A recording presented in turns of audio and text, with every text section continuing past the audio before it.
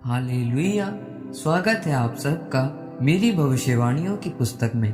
तो आइए हम आज के पवित्र वचन को पढ़ेंगे जो कि परमेश्वर के दास प्रेरित अंकुर यूसुफ नरूला जी के द्वारा लिखा गया है। परमेश्वर के दासों की अधीनगी में रहें, जैसा कि दूसरा राजाओं अध्याय 8 उसकी 1 और 2 आयत में लिखा है। जिस स्त्री के बेटे को एलीशा ने जिलाया था, उससे उसने कहा था कि अपने घराने समेत यहाँ से जाकर जहाँ कहीं तू रह सके वहाँ रह, क्योंकि यहोवा की इच्छा है कि अकाल पड़े और वह इस देश में 7 वर्ष तक बना रहेगा।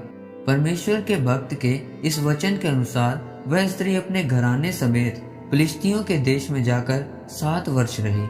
मेरे प्रियो, याद रखें, परमेश्वर ने कलीसिया को सिद्ध करने के लिए अपने दासों को ठहराया है। जब अनाथ बच्चों के माता पिता मर जाते हैं तो क्या वह भी मर जाते हैं? नहीं, पर ज्यादा संघर्ष करते हैं। उसी तरह एक विश्वासी जो किसी चर्च का सदस्य नहीं है, किसी परमेश्वर के दास के अधीन नहीं है, वह मर तो नहीं जाता या नरक में तो नहीं जाता, लेकिन उसकी जिंदगी हमेशा संघर्ष से भरी रहती है।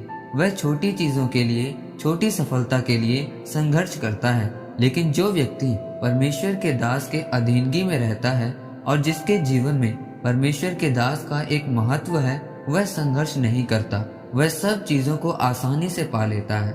जब हम बाइबल में दूसरा राजाओं की पुस्तक अध्याय 8 को पढ़ते हैं तो लिखा है कि एलीशा नबी ने एक औरत को कहा कि जिस देश में तू रह रही है यहाँ पर अकाल पड़ेगा, तो तू यहाँ से चली जा, क्योंकि अगर तू यहाँ रहेगी तो तू संघर्ष करेगी। उस औरत को पता था कि कोई आम परमेश्वर का दास मुझसे बात नहीं कर रहा है, क्योंकि उसने एलीशा के अंदर परमेश्वर की सामर्थ को देखा था जब एलीशा ने उसके बेटे को जीवित किया था। इसलिए वह परमेश्वर के दास की बात मानकर उस देश को छोड़कर चली गई। और जब वह 7 साल बाद उस देश में फिर से वापस आई तो उसने राजा से अपनी जमीन मांगी, क्योंकि ज्यादा समय तक खाली होने के कारण राजा ने उसकी जमीन पर कब्जा कर लिया था।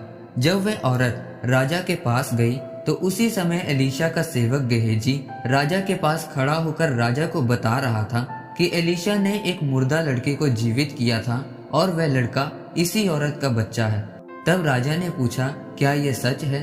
तब उस औरत ने कहा कि हाँ, यह सच है। तब राजा ने अपने सेवक से कहा कि इसकी सारी जमीन और जितनी उपज हुई है वह सब इसको वापस कर दो।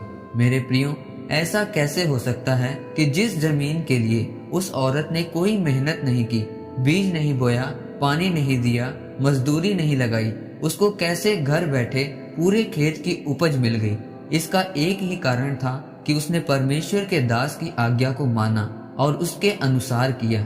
उसकी आशीष इसी बात में थी कि उसने परमेश्वर की दास की बात को माना, उसकी आज्ञा के महत्व को समझा और आशीषित हुई। मेरे प्रियो, जब आप परमेश्वर के दास के महत्व को नहीं समझते तो इसका मतलब ये तो नहीं है कि आप फलवंत नहीं होंगे, लेकिन आपको छोटी छोटी चीजों के लिए संघर्ष करना पड़ता है। परमेश्वर ने अपने दासों को आपके लिए इसीलिए ठहराया है ताकि आप परमेश्वर को जान सकें, उसका तरीका, दिल, सोच को जान सकें और उसके वचन के ज्ञान में बढ़ सकें। इसलिए मेरे प्रियो, अपने अगुवे की अगुवाई के अनुसार चलें। जब आप ऐसा करेंगे तो परमेश्वर आपको उस औरत की तरह आशीषित करेंगे। आमीन। आइए परमेश्वर के दास के द्वारा लिखी गई इस प्रार्थना को आप मेरे साथ एक मन होकर करें। सर्वशक्तिमान परमेश्वर, इस वचन के लिए मैं आपका धन्यवाद करता हूँ। परमेश्वर, मैं प्रार्थना करता हूँ कि मैं हमेशा आपके दास का आदर कर सकूं और उनकी आज्ञाओं का पालन करूं। प्रभु यीशु मसीह के नाम में, आमीन। परमेश्वर आप सबको आज के वचन के ऊपर मनन करने के द्वारा आशीषित करे। आमीन।